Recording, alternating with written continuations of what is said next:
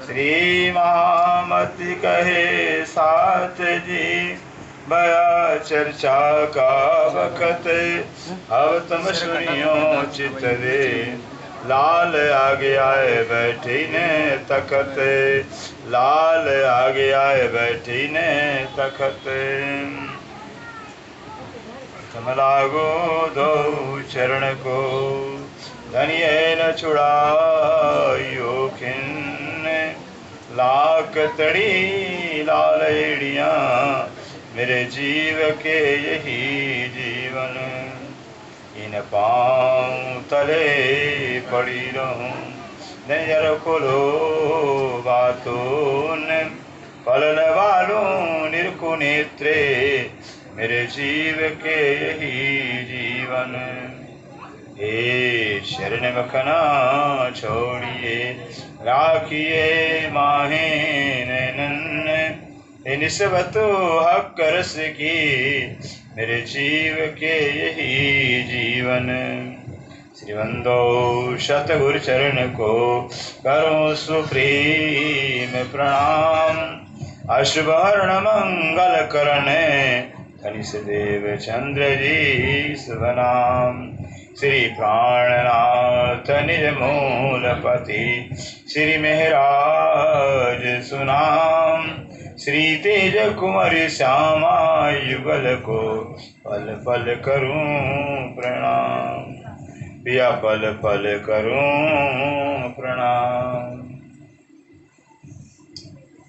श्री महामति कहे सुनो साथ जी, जो तुम में बीता के, लिखी लो मुखुज में, तुम्हारे ताले हके, तुम्हारे ताले हके, रोहिला खान की सराय में,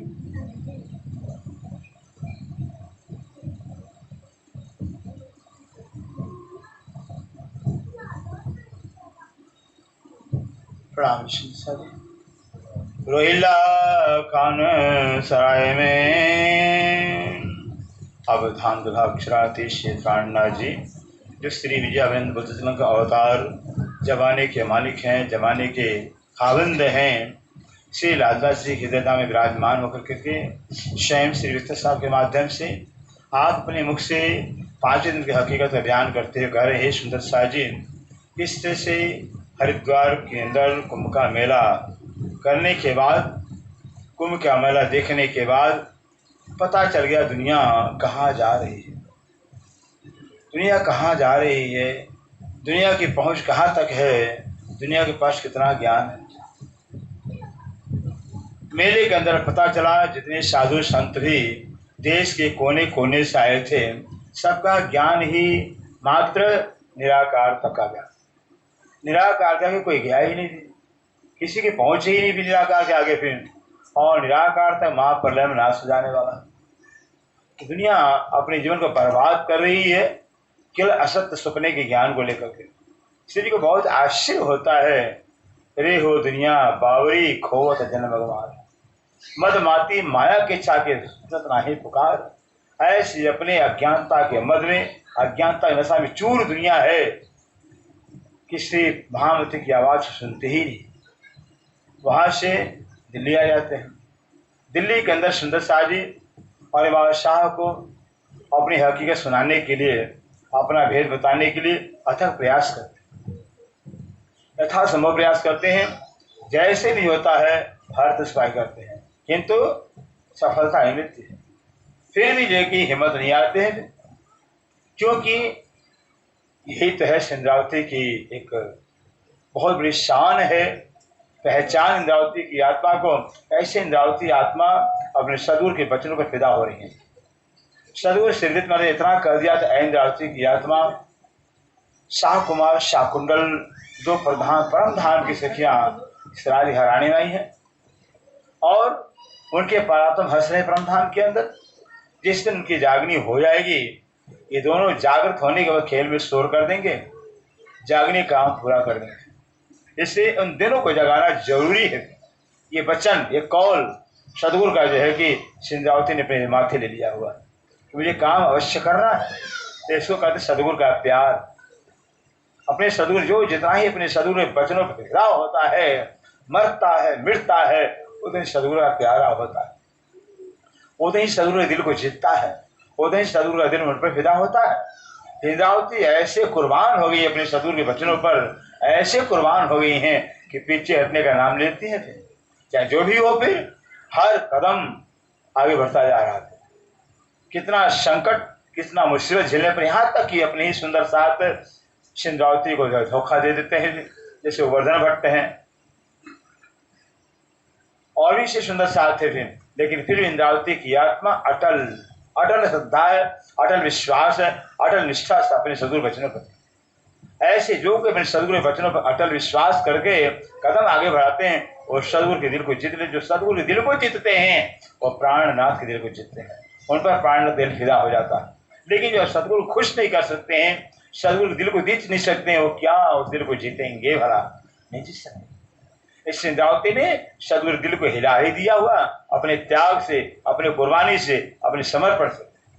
इसलिए राजसी महाराज फिदा है सिंध्यावती पर, श्यामा फिदा इंद्रावती पर। आप सुंदर शाह जी दिल्ली के अंदर रोहिला सराय की हवेली में आप श्री महाराज पधारते हैं। बैठे किया विचारे, सराय रोहिला की हवेली के अंदर बैठ कर श्री प्राण ने सभी सुंदर साथ के साथ में विचार विमर्श करते हैं। हमको अबे क्या करना, हमको क्या करना, हे सुंदर सा अब क्या करना, आगे कैसे काम होगा? बस एक ही नजर में है, काम होगा कैसे, किससे से काम होगा, क्या करें क्या न करें, यही देखिए दिमाग में आप चल रहा है। हुक्म परवरदिगारे, इसका परवरदिगार का हुक्म है। सदगुरु का आज्ञा राज्य की आज्ञा है। सदगुरु आज्ञा पर मरना राज्य के हुक्म पर मरना होता है। सदगुरु आज्ञा का पालन न करना राज्य की आज्ञा का पालन करना न करना, क्योंकि सदगुरु संग करतार कह दिया ना वाणी के दिन, वाणी में कह दिया कि खोज बड़ी संसार साधो, खोज बड़ी संसार, खोजत खोजत सतगुरु पाइए, सतगुरु संग करतार। सदगुरु के साथ में करतार हैं। इसलिए सदगुरु के वचन करतार परमात्मा के वचन होते हैं। फिर इसलिए आप अपने सदगुरु के वचनों पर जो फिदा हैं।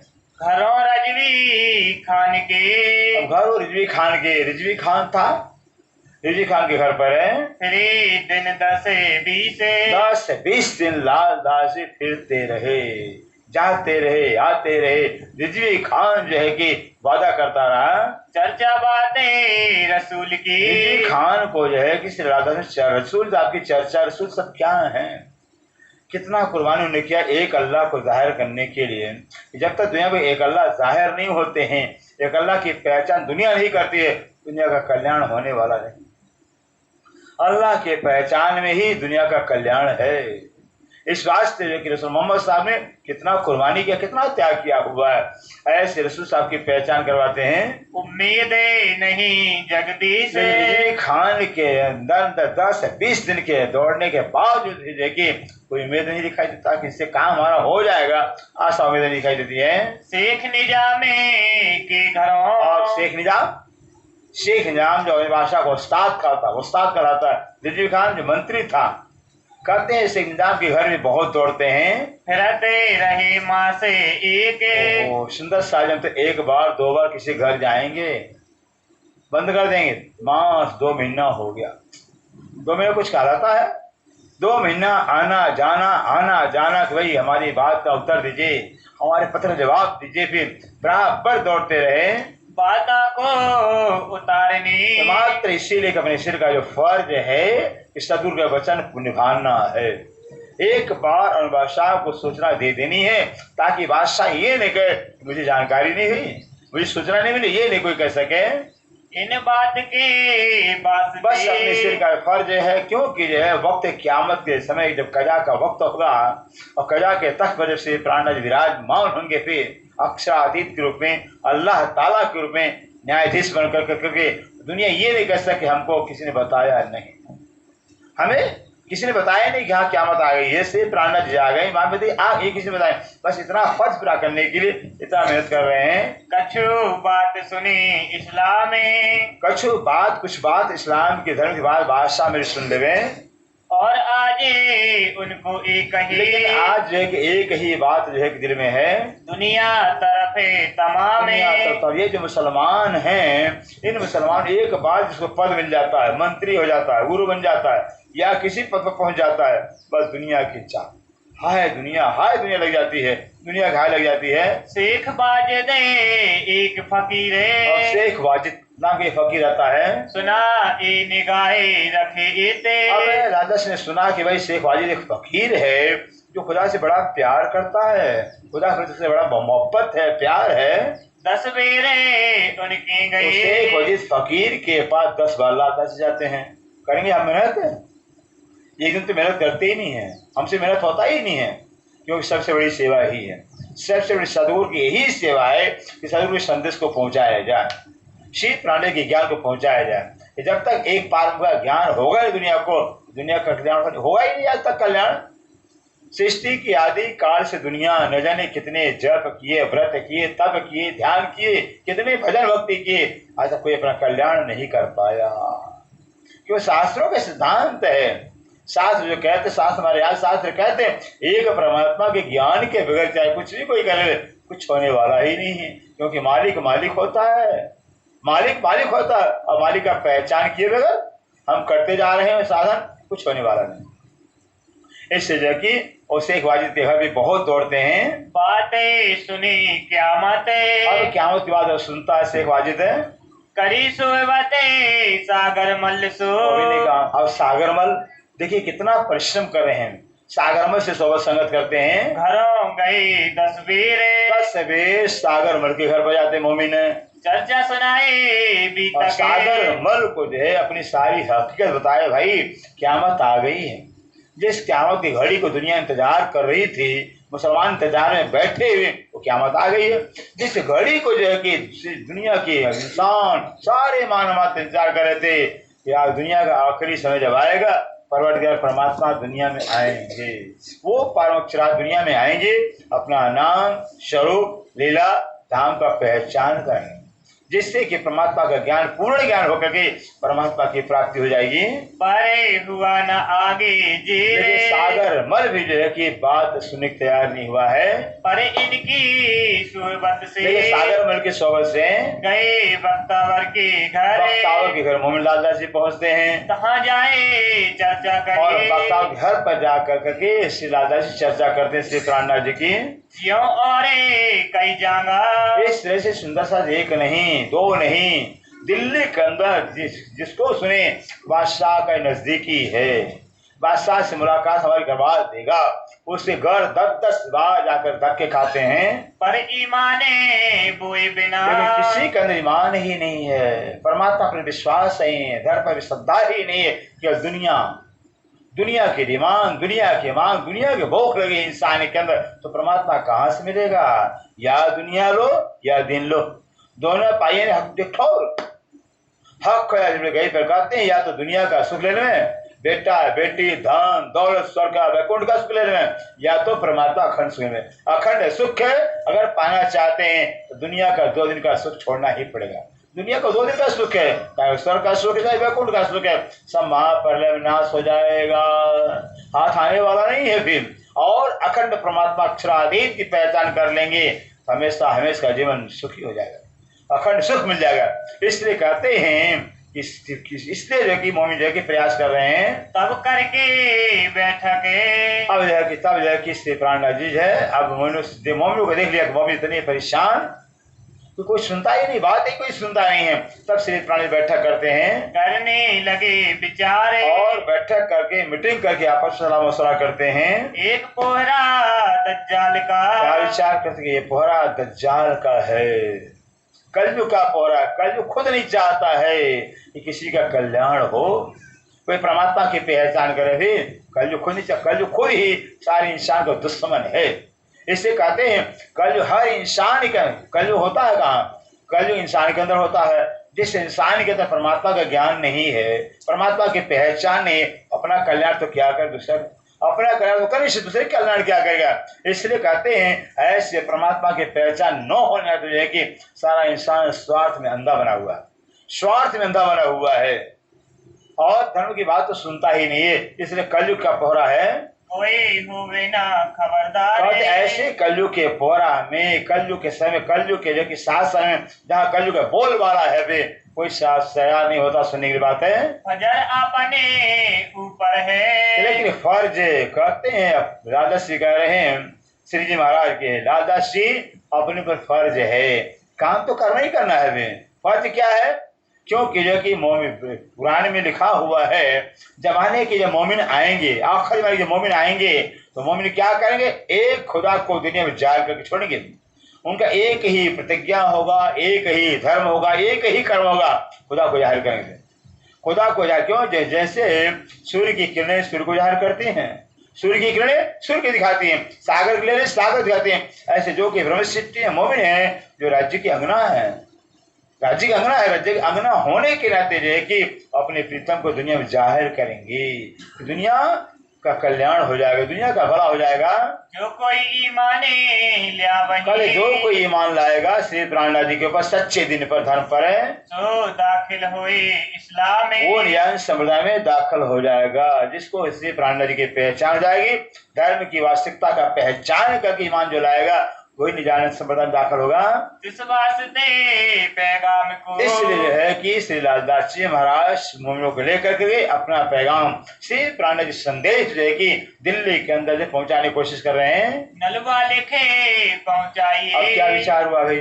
अब विचार ये किया गया है कि जो 5 कर्मचारी और बादशाह के नजदीकी हैं, उनके नाम से 5 पत्र लिखा जाए, और 5 पत्र लिख करके सारा उसमें क़यामत का संदेश, ये क़यामत आ गई है, जो अल्लाह ताला ने वादा किया था मोहम्मद साहब से, अरे मोहम्मद जाकर दुनिया में ऐलान कर देना, मैं वक्त आखिरत के समय आऊंगा, सबका कजा करूँ, साफ करूंगा। फिर अल्लाह ताला दुनिया में आ गए हैं, यह बात जाहिर करना है कि क़यामत आ गई, अल्लाह ताला आ गए हैं, ये पत्र में लिखा जाता है। पास रोहिला खान के, कहते दिल्ली के अंदर सराय रोहिला अभी है, और स्टेशन सराय रोहिला की हवेली में बैठ करके रहे माँ से 4 महीने सुंदर से कुछ कहना था, 4 महीने सराय रोहिला की हवेली के अंदर बैठ करके रात दिन एक ही काम कि कैसे बादशाह तो सूचना में, क्योंकि बादशाह यहाँ का बादशाह है, लेकिन बादशाह परम नाम की आत्मा भी है, और बादशाह बना हुआ है, बादशाह बना हुआ है।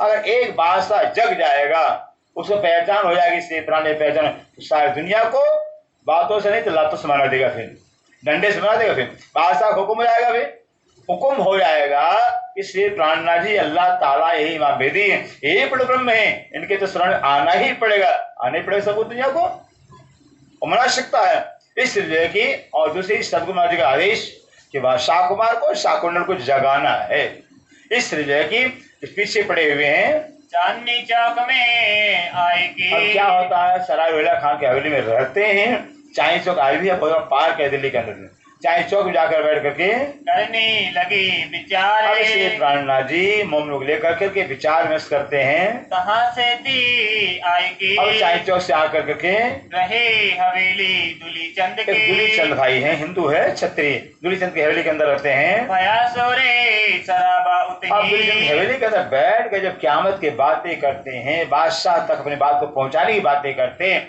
तो दूलीचंद के मन में शंका हो गया भाई कि ये हिंदू होकर करके और बादशाह तक अपनी बातें पहुंचाने की बात कर रहे हैं, ये तो हमारा जान बर्बाद देंगे। फिर वहां शोर शराबा हो जाता है, डरे उन्हें हवेली से, बस हवेली से हट जाते हैं। तब इते दज्जाल ने क्या किया, गुलवा किया दज्जाल बहुत गुलवा करता है, शोर शराबा करता है, काहू रहने ना दे वही। ये दज्जाल का सुंदर साज सोचिए, दज्जाल भी जो कि श्री जी के पीछे पड़ गया हो गया, जहाँ श्री प्राण जाते हैं, जहाँ जाते हैं वहाँ रहने देता ही नहीं है, कोई कोई बाधा समस्या पैदा कर देता है, बहुत करने लगा शोर। दज्जाल जो इंसान के अंदर बैठ के बहुत शोर शराबा करने लगता है, बैठ जाए एक ठोरे, बस एक स्थान बैठ कर करके करने लगे परियान, एक स्थान एकांत बैठ कर श्री प्राणनाथ जी मौन लेकर के परियान सलाह मशवरा करते हैं। अब कहाँ से दे भेजिए, अब श्री प्राण जी कहते रहे, अब तो जो कि बादशाह के पास अपना चिट्ठी रस्सा संदेश वाहक को भेजना चाहिए इनको दीजिए निशाने। और जो कि अरबी बादशाह के आदमियों को जो है क़यामत आ गई है, अल्लाह ताला आ गए हैं, जिनका दुनिया इंतजार कर रही है, वो अल्लाह ताला आ गए इसलिए प्राण में ये संदेश देना चाहिए इसलिए प्राणनाथ जी का बैठे एकांते एक और ठोरे। स्वयं सलाह मशवरा होता है।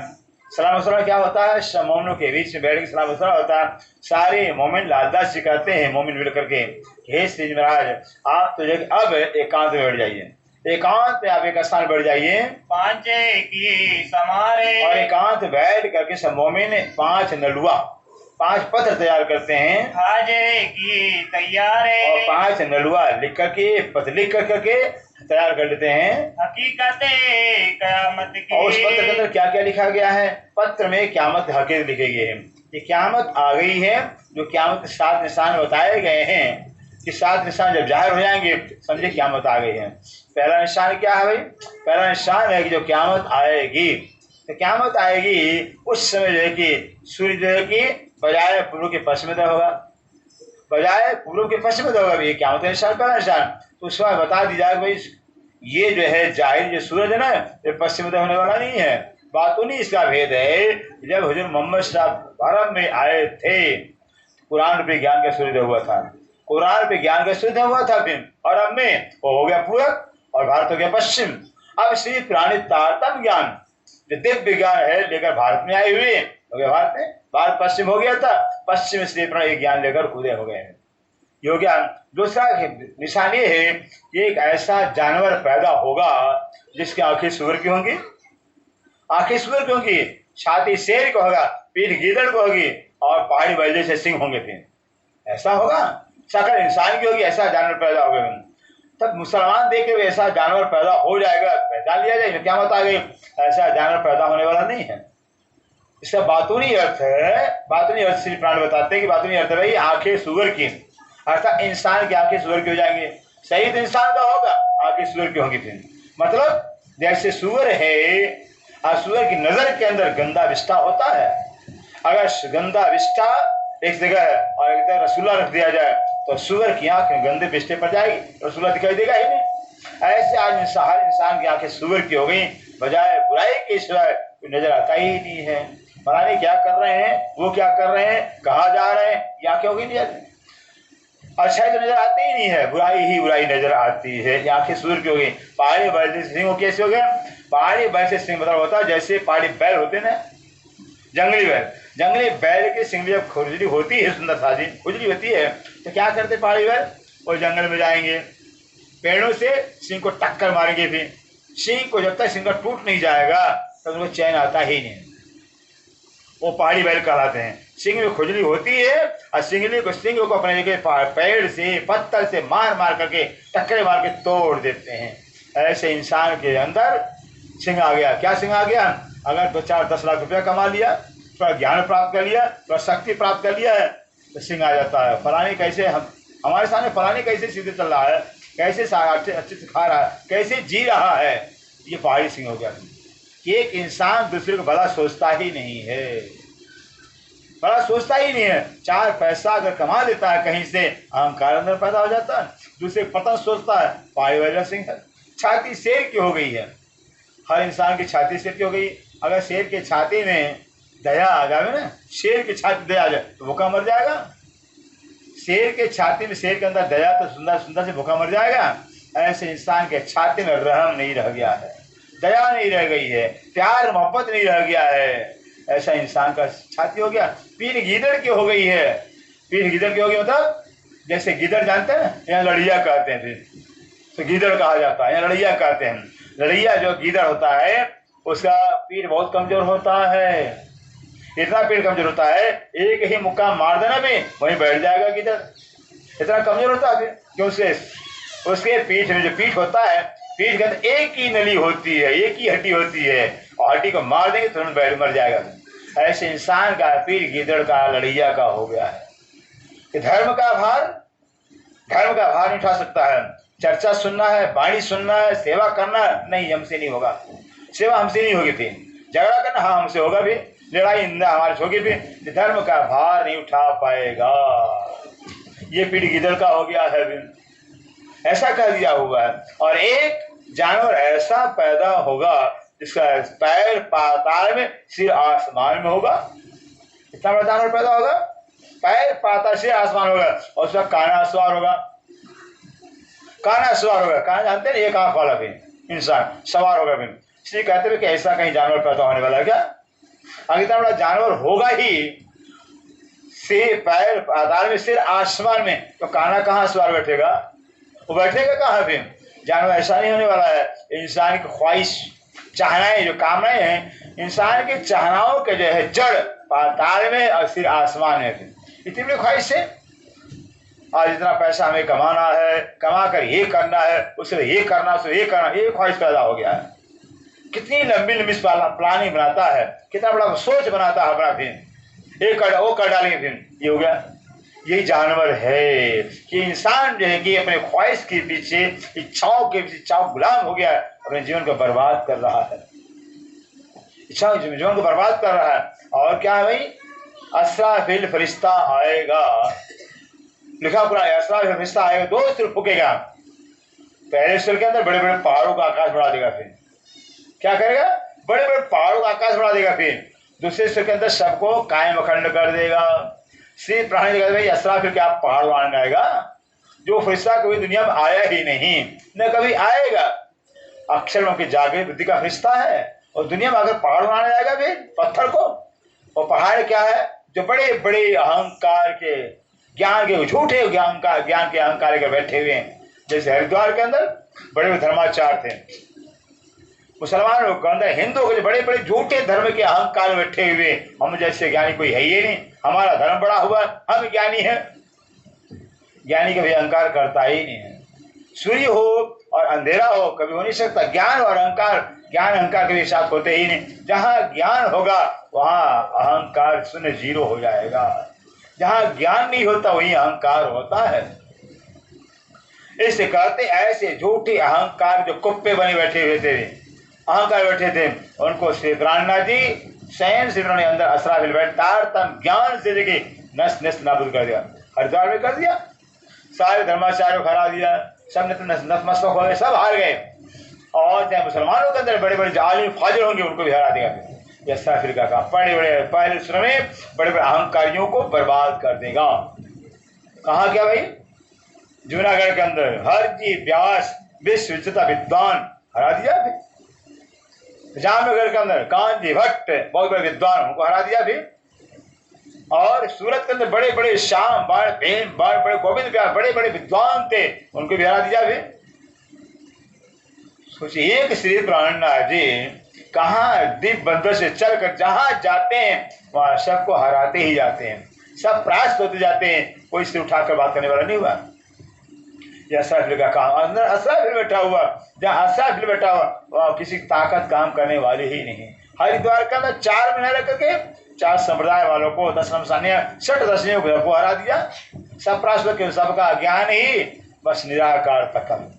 और निराकार महापरिनाश हो जाएगा, न रहेगा स्वर्ग, न रहेगा वैकुंठ, न रहेगा ब्रह्मा विष्णु महेश, और नहीं रहेंगे नारायण निराकार, सब महापरिणाम नाश हो जाएंगे। शास्त्र कहता है सारी दुनिया इन्हीं के भक्ति में लगी हुई है। जिनका महापरिणाम नाश उन्हीं के भक्ति में लगे हुए हैं, कैसे दुनिया का कल्याण होगा? इस तरह से अब दिल्ली के अंदर बैठे हुए कहते हैं असराफिल का पहला काम कि बड़े बड़े धर्माचार्यों को हरा दिया दिल्ली के अंदर बैठ कर। दूसरा असुर क्या है? वाणी कर दिया। दूसरा असुर वाणी है। वाणी 18,758 चौपाइयां दे करके ब्रह्म ज्ञान देकर सबको अखंड कर दिया। बोलो श्री प्राणनाथ प्यारे की ये वाणी आ गई है। वाणी सबको अखंड करेगी। फिर अखंड का ज्ञान है, अखंड का ज्ञान दे करके दुनिया को अखंड कर देगी। इस तरह से देगी। उसके बाद क्या है? ईशारुल्लाह आएंगे। ईशारुल्लाह गणेश चंद्र है। ईशारुल्लाह के हाथ में 18 हाथ का तलवार होगा। कितने हाथ का? 18 हाथ का तलवार होगा। और 18 हाथ का तलवार लेकर के बड़े बड़े हाथियों का खरियान कर देंगे। हाथियों को मारने आएंगे, हाथियों को मारेंगे, ऐसा लिखा है। क्या ईशारुल्लाह हाथियों को मारने आएंगे भी? हाथियों ने कौन सा गुनाह पाप किया हुआ है? मुसलमान समझते ही नहीं है। हाथी क्या है? अहंकार, ज्ञान, झूठे ज्ञान के जो अहंकार लेकर बैठे हुए हैं, उनको तारतम ज्ञान का तलवार है। 18 हाथ 18,000 चौपाई है। 18,000 से 18,000 तलवार है। तारतम्य ऐसे तारतम्य ज्ञान की 18,000 चपाइयों की तलवार से लेके सबका निष्ठ नाबुद कर देंगे, अहंकार सबका समाप्त कर देंगे, फिर एक परमात्मा की पहचान कराएंगे। उसके बाद इमाम महदी आएंगे, 7वां इमाम महदी आए। इमाम महदी का काम क्या है? सारी दुनिया के अंदर चल करके तारतम्य ज्ञान के द्वारा एक परमात्मा की पहचान करा के सबको अखंड मुक्ति दे देंगे। ये 7 निशान है। क्या मतलब 7 निशानों को लिखा गया है? ये सबे लिखे सबवे। इस तरह से जो क़यामत के 7 निशान दिखा गया है। ईसा रुल्ला आ गए या इमाम महदी आ गई, क़यामत आ गई है। राय सरातले मुस्तकी में। राह सरातल मुस्लिम कहते हैं, राह माने रास्ता, सरातल माने सीधा, मुस्लिम माने बिल्कुल जो बारीक। कहते जो परमात्मा का पाने का जो रास्ता है बहुत सीधा है, सीधा है, बहुत सरल है भी। क्या है? मालिक एक है, मालिक एक है, परमात्मा एक है। एक परमात्मा को जान करके जानने के एक भजन चिंतन किया जाए। क्योंकि ये भगवान श्री कृष्ण गीता में कहते हैं ना, भगवान कृष्ण गीता में ही कह रहे हैं, अर्जुन लभ्यस्तु परमात्मा को पाया जा सकता है, पाया जा सकता है, लेकिन अर्जुन एक ही उपाय है। उपाय क्या है? भक्त्या त्वनन्या प्राप्त। अर्जुन, हे अर्जुन, सर्वधर्मान् परित्यज्य माम एकम संव्रज अहम त्वा पाप मोक्षामि। कहते हैं अर्जुन, सारे धर्मों को छोड़ करके एक परमात्मा के समझ, मालिक एक परमात्मा एक है, एक परमात्मा सुना जाता है, ओ कितना पापी से पापी क्यों न हो, वो मुक्त हो जाता है। ये है गीता में श्री कृष्ण कहते हैं। तो परमात्मा को पाया जा सकता है, परमात्मा एक है, मालिक एक है, एक की पहचान, एक की शरण आना ही पड़ेगा। मालिक एक ही, एक है, एक ही रहेगा, फिर तो हो सकता ही नहीं। और मालिक जो है वही मालिक होगा, कोई और मालिक दूसरा हो भी नहीं सकता है। होगा दूसरा कोई मालिक? दूसरा कोई प्रधानमंत्री बन जाएगा, दूसरा कोई राष्ट्रपति बन जाएगा, जो है वही होगा सुंदर साजी। जैसे मालिक परमात्मा अक्षर आदि परब्रह्म है, सारे धर्मशास्त्र कहते हैं, गीता है, भागवत है, रामायण, सारे ग्रंथ पुकार करें कि क्षर से परे अक्षर से पारा, चाहे उसको विचार, अक्षर से परे अक्षर और अक्षर से अक्षर आदि परमात्मा वो कहलाता है। गीता में श्री कृष्ण ने कह दिया, अर्जुन इस श्लोक के 2 पुरुष जाने जाते हैं। एक क्षर है, क्षर है सर्वाणी होता है, सारे प्राणी मात्र उक्षर कहा जाता है। जो जन्मे हैं उनका मृत्यु हो जाएगा, उक्षर कहते हैं। मोह तत्व पज्जो है, जो पज्जो स्रोतों ने गई, मोह से सारा संसार पैदा हुआ, मोह से आदिनारायण पैदा होते हैं, आदिनारायण से ब्रह्मा विष्णु पैदा होते, ब्रह्मा विष्णु से सारा संसार पैदा हुआ है। तो मोह तक से लेकर के निराकार और पाताल तक सब पैदा, सबका लय हो जाएगा, कोई रहेंगे नहीं। जो जन्मे हैं, अगर कभी ऐसा, ये बात तो कबीर साहब भी कह रहे हैं, कबीर साहब भी कहते जो साहेब है सबका होत है और पूत किसी का नहीं, और जो सबका साहेब है वो पूत नहीं, और जो पूत किसी का वो साहेब किसी का नहीं। जो किसी का बेटा बन गया है परमात्मा नहीं हो सकता है, जो किसी का बेटा बन गया है वो परमात्मा नहीं होगा, और जो परमात्मा है वो किसी का बेटा बनेगा ही नहीं। अरे किसी बात तो सुन लेते हैं, कबीर साहब कह रहे हैं, गीता में कह रहे हैं, रामायण हर ग्रंथ पुकार कर, जो परमात्मा है उन्हें किसी का बेटा न किसी का बाप होता है। वो तो परमात्मा परमात्मा होता, परमात्मा अजन्मा है, परमात्मा अविनाशी है। दुनिया भक्ति किसकी कर रही है? जो जन्मा हुआ है। कौन जन्मा हुआ है?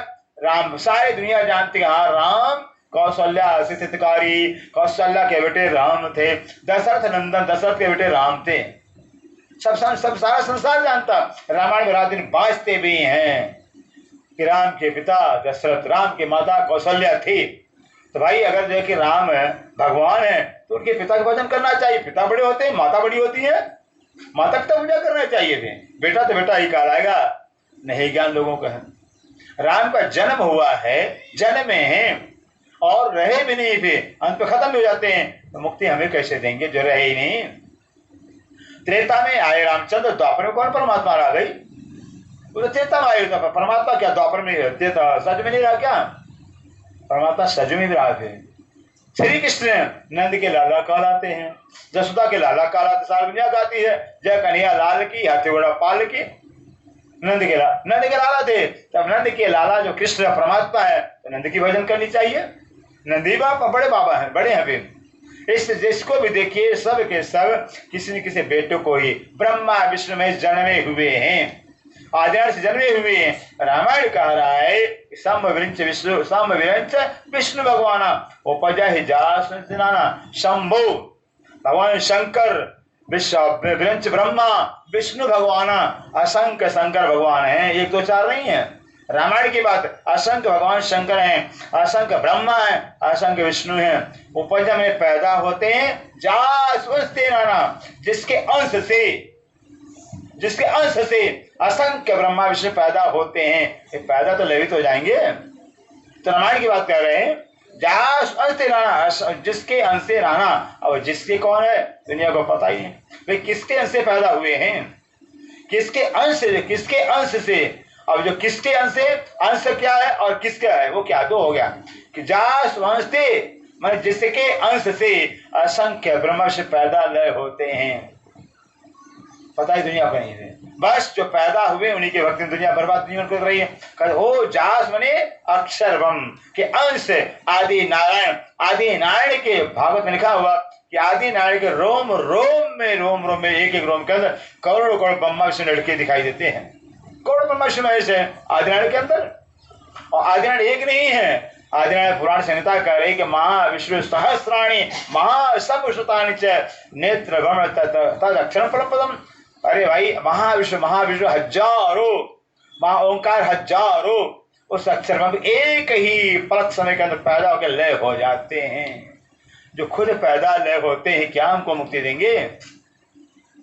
फिर कबीर साहब ने कह दिया हुआ है दुनिया राम राम राम के जाप कर रही। कबीर सब कहते भाई एक राम दशरथ का बेटा, एक राम तुम किस राम को भजन करते हो, एक राम दशरथ का बेटा, एक राम गरगन बेटा, एक राम सकल प्रसाद, एक राम सबसे न्यारा। और सबसे न्यारा कौन है दुनिया को पता ही नहीं है। सारी दुनिया दशरथ के बेटे राम का भजन कर रही है, उन्हीं का रामायण बाँच रहे हैं। और दशरथ के बेटे राम विष्णु का अवतार कहलाते हैं। और विष्णु भगवान को जो है कि स्वयं नारद ने श्राप दिया हुआ था, और श्राप भोग रहे हैं, रामायण में लिखा हुआ है। तो सब ब्रह्मा विष्णु में विष्णु के अवतार रामचंद्र हैं। विष्णु खुद जो कि जन्मते मरते बेचारे हैं, और वैकुंठ का महाप्रलय नाश हो जाता है तो मुक्ति कहाँ रह गई। भागवत कह रहा है नहीं रहेगा, स्वर्ग रहेगा नहीं रहेगा, वैकुंठ नहीं, निराकार, ये महाप्रलय सब नाश हो जाएंगे। तो भागवत उठाकर देखना चाहिए जी। ऐसे कहते हैं कि ये जो पार्वम अक्षरादि श्री प्राण जी आए, जिनका इंतजार दुनिया कर रही थी, इसलिए इंतजार कर रहे थे कि श्री प्राण जी के द्वारा ही सच्चा ज्ञान मिलेगा, जागृत ज्ञान मिले, जिससे आत्मा कल्याण होगा। रसूल मोहम्मद ने सत्य वादा किया था मुसलमान आर्यों से, अरब वालों से कि वक्त आखिर समय अल्लाह परवरदिगार अरब से परस्पर आएंगे और पत्र लिखा वो समय आ गया है। जिस समय का, जिस घड़ी का रसूल मोहम्मद ने वादा किया था आने का, वो आ गया समय। रोज क़यामत, कुरान लिखा कि कल के दिन क़यामत आएगी। बार रसूल मोहम्मद साहब अपने जीवन काल में कहा करते थे यारों से, यारों कल के दिन क़यामत आएगी। कल आ जा रहा है, दिन गुजरा रात तो कल आ जाता है। जैसे कल आता है दिन और रात गुजरता है, यार पूछते रसूल साहब कल तो आ गई, क़यामत नहीं आया। फिर कह रहे कल क़यामत आएगी, फिर कल आता है, पूछते कल तो आ गया है, क़यामत आई नहीं। अब दुनिया को पता ही नहीं है, कुरान लिखा हुआ है कल का मतलब क्या होता है, खुदा का एक दिन और एक रात जब गुजरेगा फिर तब कल आएगी। फिर कल का मतलब एक दिन एक रात है।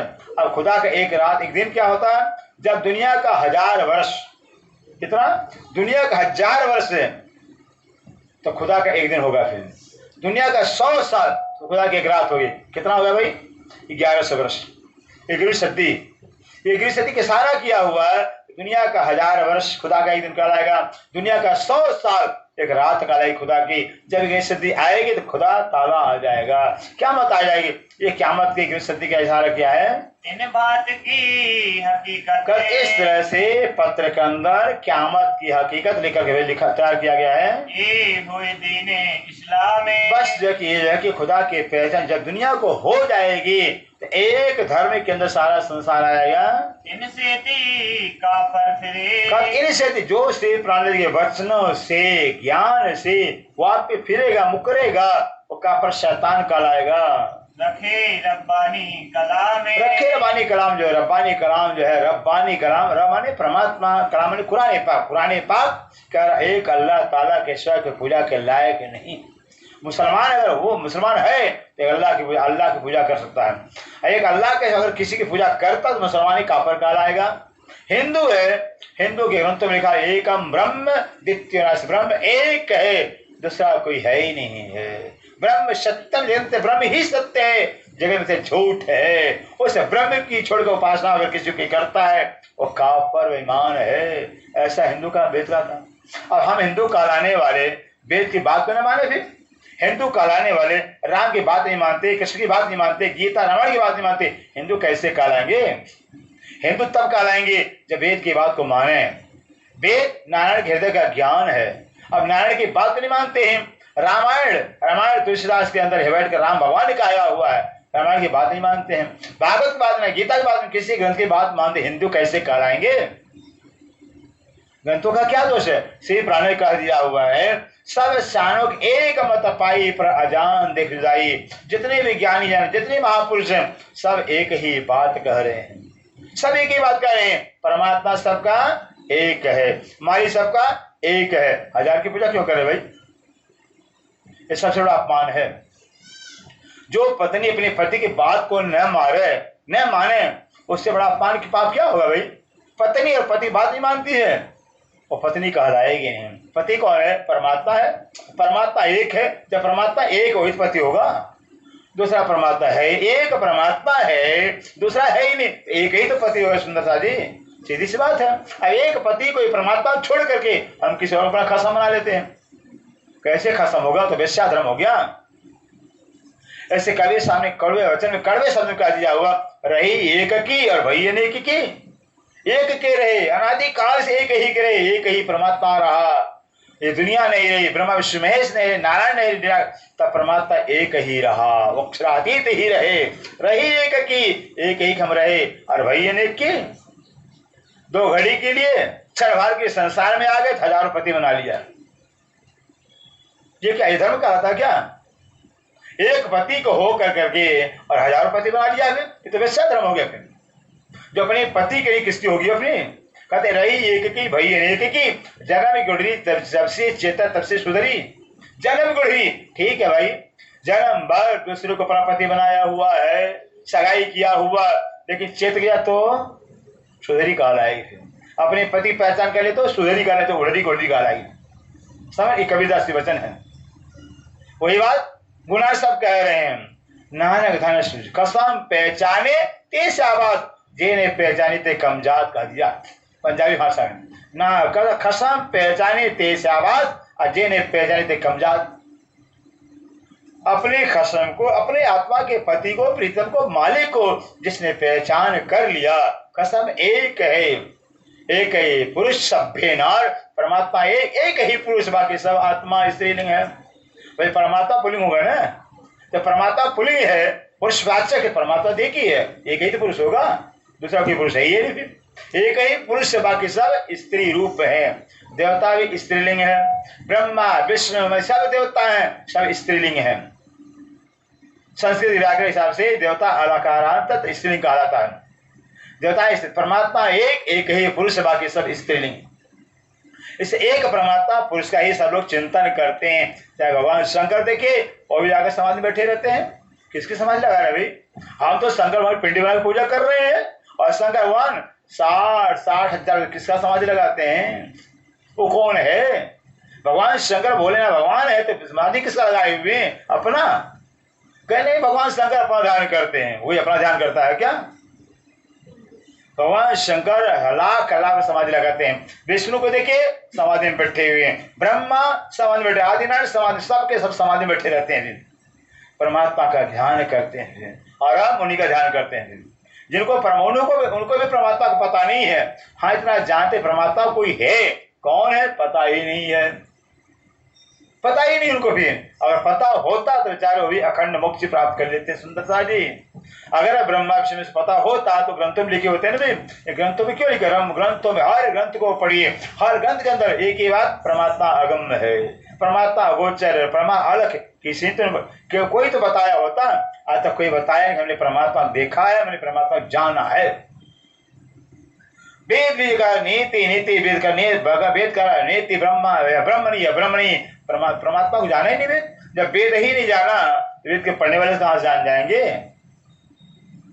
इसलिए कहते हैं भगवान श्री कृष्ण से अर्जुन पूछते हैं, अर्जुन कहते हैं भगवान मुझे परमात्मा का नाम तो बता दो, परमात्मा कौन है। कृष्ण भगवान कहते हैं अर्जुन तुम मुझसे पूछा, अरे अगर मुझे परमात्मा का पता होता मैं मुक्त नहीं हो जाता, कभी मैं मुक्ति प्राप्त कर लेता। मुझे परमात्मा का ज्ञान नहीं है अर्जुन, लेकिन परमात्मा है ये कह रहे हैं।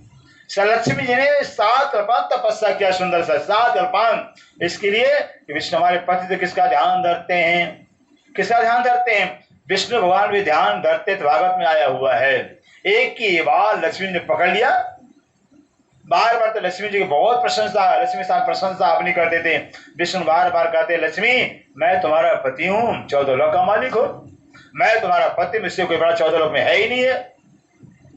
जैसे आज के पति होते पुरुष अपने स्त्रियों को आगे डिंग मारते अपनी भी, ऐसे विष्णु भगवान कहा करते थे। लक्ष्मी खुश हो जाए, मेरा पति 14 लोक का मालिक, मेरे पति से बड़ा कोई 14 लोक है ही नहीं कहीं। लक्ष्मी की सीना फूल जाता था, फिर खुश हो जाती थी। बस एक दिन जब विष्णु जब लक्ष्मी जी चली गई खेलने रमने के लिए, विष्णु भगवान सोच में समाधि लगा ले, क्योंकि समाधि ध्यान तो करते ही करते हैं, ध्यान करते हैं और संजोग से विष्णु भगवान का समाधि लग जाता है, गहरी समाधि लग जाती है, गहरी समाधि जाती है। लक्ष्मी को पता चल गया कि मेरे पति समाधि में बैठे हुए, क्योंकि जब भी विष्णु भगवान ध्यान करते थे, लक्ष्मी का ध्यान करते थे, लक्ष्मी पता चल जाता था कि मेरे पति मेरे ध्यान में बैठे हुए हैं, अब समाधि में बैठे हुए हैं, लक्ष्मी पता चला ही नहीं। जैसे लक्ष्मी आकर देखते भगवान मेरे पति में समाधि में बैठे हुए हैं, समाधि लगाए हुए हैं, जैसे समाधि उठते हैं, लक्ष्मी ने प्रणाम किया, भगवान अच्छा मेरे से छल करते हो, फिर मेरे से दगाबाजी करते हो, अब बताओ तुम किसका ध्यान लगा रहे, किसके समाधि में बैठे थे फिर। विष्णु कहते अरे तुमको पता ही नहीं, तुम्हारे तो ध्यान करते लक्ष्मी, हम तुम्हारे ध्यान करते। लक्ष्मी कहते तुम झूठ बोलते हो, हर बार जब मेरा ध्यान कर मुझे पता चल जाता था, इस बार तुमने मेरा ध्यान कहीं और ध्यान लगाया है, वो कौन है जिससे समाधि में बैठे थे। विष्णु कहते हैं अरे लक्ष्मी मान जाओ, तो प्यार प्राणों से प्यारी, जान से मेरी प्यारी है, ये हट छोड़ दो, जिद छोड़ दो फिर, वरना बहुत दुखी होगी लक्ष्मी। क्यों माने लक्ष्मी, नारी हट नहीं मानना है, फिर नहीं मानती है, हट कर नहीं, आपको बताना ही पड़ेगा। तब विष्णु कहते हैं तो एक नहीं 1000 लाख वर्ग का लक्ष्मी, न मेरी जुबान में ताकत कहने की नहीं, तुम्हारे कान में सुनने की ताकत है, न तुम सुन पाओगे न हम कह पाएंगे। तब क्या किया भाई, अब सोचा लक्ष्मी का अब तो कोई हमारा चार्ज चलने वाला नहीं है, कोई दांव हमारे पास है। अंतिम दांव लक्ष्मी ने अपना छोड़ा, अंतिम बाण छोड़ा। फिर पत्नी का एक अंतिम बाण होता है स्त्री का भी, अब कौन सा बाण है फिर। अब लक्ष्मी कहती है मेरे पति देव तुम झूठ दगा मेरे से कहते झूठ बोलते, अब तो मेरे प्राणों से प्यारी, जान से प्यारी हो, फिर ठीक है बार बार इन कहते हो, फिर तब मैं जाता हूँ, तो अगर नहीं बताओगे भगवान तो मैं जा रहा हूँ तपस्या करने के लिए, मैं तपस्या करने जा रही हूँ, तो मरना अपना। फिर लक्ष्मी अपना अंतिम धाव, अंतिम बाण छोड़ा। अब भगवान तो बता ही देंगे, क्योंकि मेरे रह नहीं पाएंगे, फिर बता ही देंगे। विष्णु ने कहा लक्ष्मी मुझे तो हौसला दे रही है, मुझे भय दे रही है, कल जाना आज चली जा, कल जाना आज चली जा, फिर घंटे 2 घंटे नहीं अभी तो चली जा। फिर मेरे विश्वास नहीं है, विश्वास नहीं है। विष्णु ने जब ऐसे कह दिया कि अभी तो चली जा, तो क्या करे लक्ष्मी, अब तो हथियार सब खत्म, सारे हथियार फेल हो गए। भी तब लक्ष्मी अपने सीना पीटते हाय हाय करते करते चले जाते केतमाल खंड में। केतमाल खंड के अंदर सुंदर साजी कहना आसान है, 7 कल्पान खाया नहीं पिया नहीं, कुछ छाया नहीं ऊपर, निराहार होकर करके बस तपस्या करे लक्ष्मी। क्या तपस्या है, मेरे पति के साथ ध्यान करते हैं, इस बात को जानने की जिज्ञासा, उग्र चाहना, ये लक्ष्मी ने अपने दिल में ठान लिया है कि मुझे जानकर छोड़ना है कि मेरे पति किसका ध्यान धरते हैं, मेरे पति और मुझे पता नहीं किसका ध्यान धरते हैं, मैं पत्नी किस काम की भाई। पति पत्नी से बात छिपावे, पत्नी पति से बात छिपावे, तो समंदर क्या रह गया भाई, क्या समुद्र रह गया। इससे लक्ष्मी को बहुत दुख होता है कि पता नहीं पेट में भी मेरे पति क्या क्या बात छिपाए होंगे, क्योंकि हंडे का चावल एक ही चावल टोया जाता है। 1 किलो अगर 1 क्विंटल जो कि चावल डाल दिया पकने के लिए, पूरा चावल नहीं टोया जाता ना, एक ही चावल में भी एक चावल टोया जाता है। फिर एक चावल पका, सब पूरा हंडा पका हुआ है। फिर ऐसे पति के दिल में एक खोट एक कमी मिल गई है, पता नहीं कमियां होंगी, फिर कितना बात चुराया छिपाया होगा, फिर लक्ष्मी को दुख हो जाता है। बस उसके बाद लक्ष्मी चल देती हैं कि 7 और 5 ब्रह्मा के 7 दिन। कितना होता भाई ब्रह्मा के एक दिन, कोई बताएगा? पता है ब्रह्मा के एक दिन ब्रह्मा का कितना समय होता है? चारों युग 1000 बार चक्कर काट जाने। सुंदर साथ जी बहुत कठिन होता है। चारों युग 1000 शतयुग, 1000 त्रेता, 1000 द्वापर, 1000 कलयुग, जब चक्कर काट जाता ब्रह्मा एक दिन होता है। कितना लंबा समय होगा? इतनी लंबी की रात्रि होती है। ऐसे से ब्रह्मा के 7 दिन पूरा कर डालिए। कलयुग अमर कितना है? 4,32,000 दिन। कलयुग अमर 4,32,000 है। दिन इसका दुगुना करिए, फार्मूला हम बताते हैं। कलयुग अमर 1, कलयुग अमर याद रखिए, कलयुग अमर 4,32,000 है।